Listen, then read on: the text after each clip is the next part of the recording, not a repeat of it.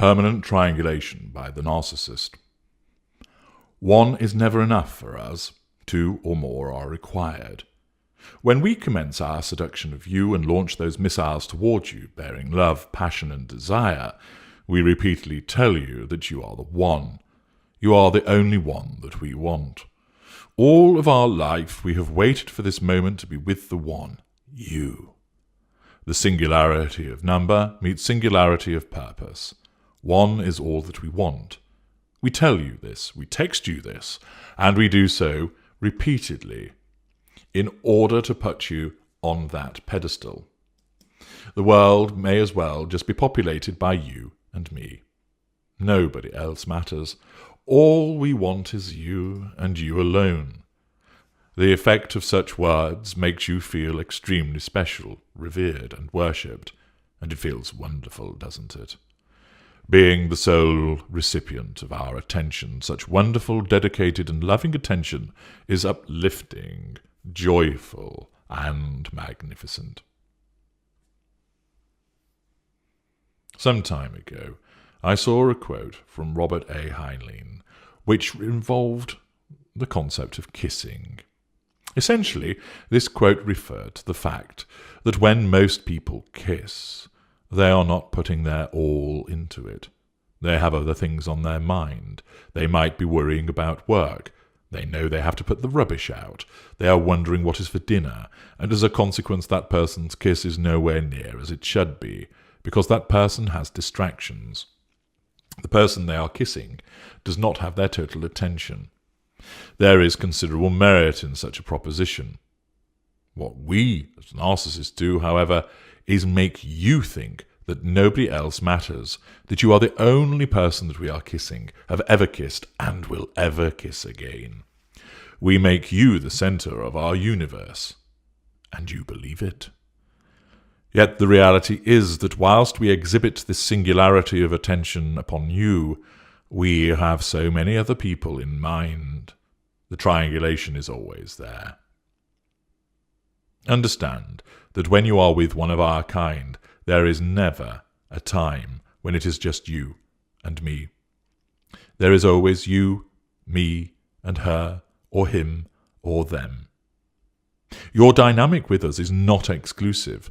It never is. Even in the golden period for the intimate partner primary source, there must be others involved in the games that we play. You are shared throughout the entirety of your relationship with us, from the beginning until, well, forever. I do not necessarily mean that we will be engaged in a sexual relationship with someone else when we are in the relationship with you, but the fact is that when you think that it is just you and I, there's far more going on than you will realize. But I, of course, will share this with you. At the outset, when the narcissist is seducing you, we make you feel like the only girl in the world. However, there will be at least two other dynamics ongoing. The first is that I will be embarking on a campaign of devaluation against the incumbent intimate partner primary source, where that person exists, and in most cases they do. I might even tell you about them, as I explain how horrible and abusive that person is, or that they don't understand me, or no, we don't have sex anymore, she thinks my clothes are painted on. With the higher echelon narcissists, there may also be malign follow-up hoovers going on against a former intimate partner primary source, if the need arises.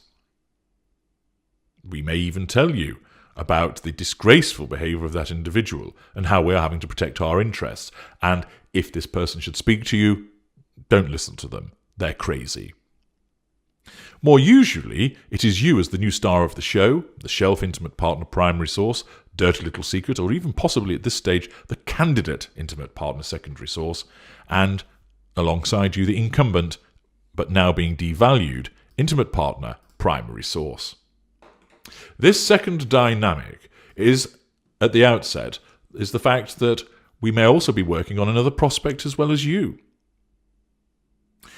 Thus, we may be devaluing the primary source, flirting with you as a secondary source of an intimate nature, and may have another intimate partner secondary source as another iron in the fire. Triangles within triangles. In the extremely unlikely event that you ever had access to the narcissist's mobile phone and you looked in the messages, you might very well see something like this. Message to you, 1948. I cannot stop thinking about you. What have you done to me? I love it, though. I cannot wait to see you tomorrow, even though it is too long to wait for my aching heart. Message to her, 1950. I cannot stop thinking about you. What have you done to me?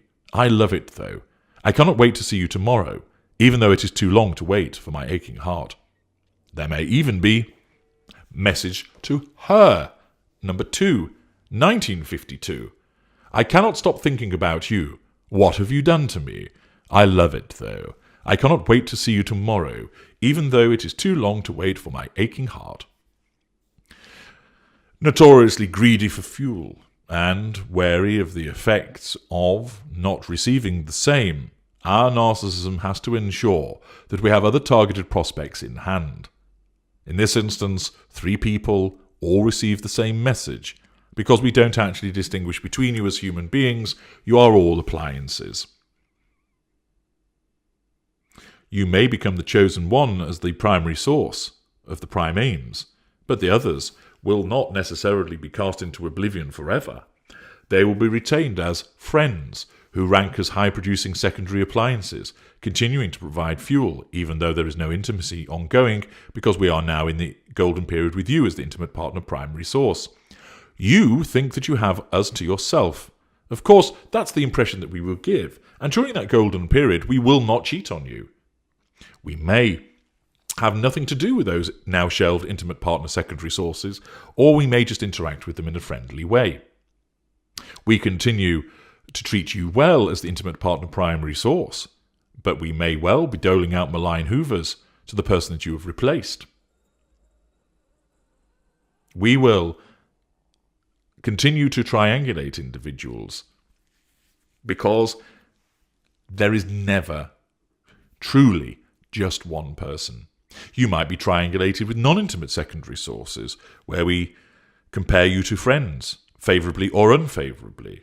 We may compare you to previous intimate partners, primary sources, favourably or unfavourably, dependent upon what stage you are at the dynamic. There is always the potential to be a 3rd, 4th, 5th person within the relationship. During the golden period, it may seem that there is just you and I, and as the embedded intimate partner primary source, the focus is on you. But that doesn't mean that others will not enter the picture.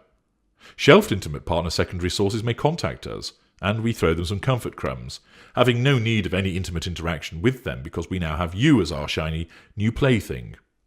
If the former intimate partner primary source continues to put themselves in the firing line, trying to cause trouble for us, trying to get answers from us, perhaps trying to get money from the narcissist, then the former intimate partner primary source will either be ignored, or we will tell you about their despicable behaviour, thus triangulating them with you, and we may well provide them with malign follow-up hoovers for the purpose of ensuring that they are kept under control and that we are able to continue extracting negative fuel from that predecessor in the meanwhile. Then, without warning, you, as the intimate partner primary source, move from golden period to devaluation. You have your suspicions that we are playing away. Indeed, we are, as we use these secondary sources that we have kept warm. We may go and find new ones. There will be others as we find additional people to draw into our network, as we play them off against you, comparison after comparison. You will find that you are compared to these people, to friends and family, and always found to be wanting, as we press the devaluation against you. After this horrendous time, you may then find yourself cast to one side with a callous disengagement, and then you're replaced with somebody else. How did that happen so quickly? How were we able to move on with unseemly haste and find someone else, and we now declare our love for easily? You were being triangulated, though you may not even realised it, and they were waiting in the wings all along. Now disengaged from, you will find that you're still involved in the dynamic, as, if you continue to get in the way of our new shiny golden period, with the new intimate partner primary source, we will play you against the replacement.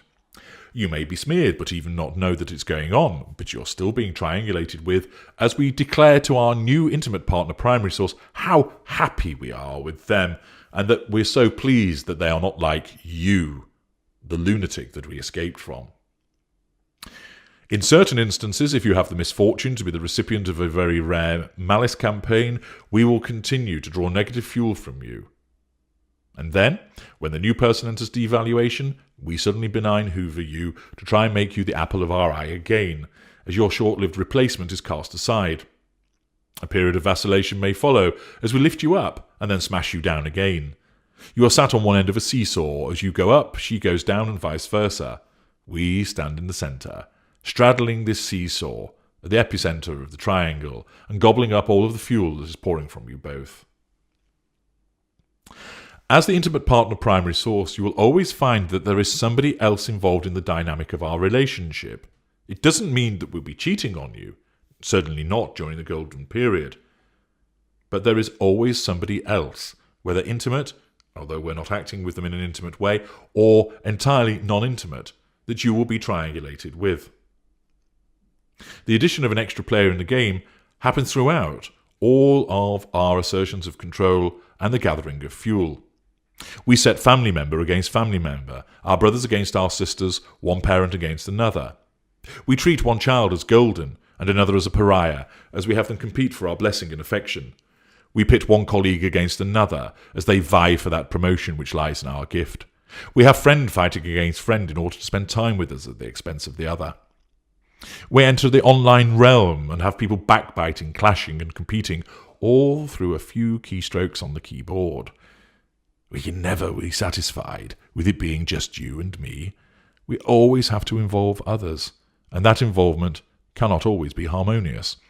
There must be competition in order for the control to be asserted and the fuel to flow. Never think that we are dedicated to just you. Our need for control, our need for the prime aims does not allow it. There is always someone else, despite what we may tell you.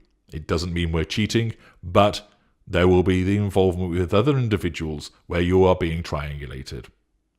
If you are ever able to ascertain the full extent of our machinations and schemes, you will see so many lines radiating away from us, connecting us to you, to her, and to many others, with lines running between the unknowing and knowing until it looks like an extremely complex organogram on the wall of an incident room in a police station. With the narcissist, it is a permanent triangulation. But invariably, you do not realize this. I'm H.G. Tudor. Thank you for listening.